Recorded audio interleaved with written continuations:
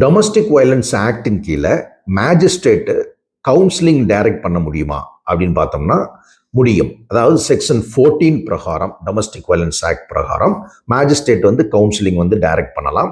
அப்படி டைரக்ட் பண்ணும்போது பட்சத்தில் எய்தர் அக்ரீவ்டு பார்ட்டி அதாவது ஒய்ஃபு அல்லது ரெஸ்பாண்டன்ட் அதாவது ஹஸ்பண்ட் அண்ட் ஃபேமிலி இவங்க வந்து தனியாகவோ அவங்களுக்கு தனித்தனியாகவும் கவுன்சிலிங் கொடுக்க வந்து டைரக்ட் பண்ணலாம்.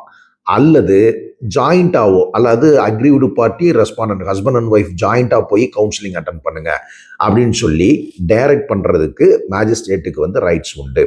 அதே போன்று அப்படி வந்து கவுன்சிலிங் டைரக்ட் பண்ணாங்கன்னா நெக்ஸ்ட் ஹியரிங் வந்து நாட் எக்ஸீடிங் 2 months 2 monthsக்கு மிகாமல் அதுக்கு உள்ள அடுத்த ஹியரிங் வந்து இவங்க வந்து போடணும். அதுக்குள்ள அந்த கவுன்சிலிங் ப்ராசஸ் வந்து முடிக்க சொல்லி சொல்றாங்க.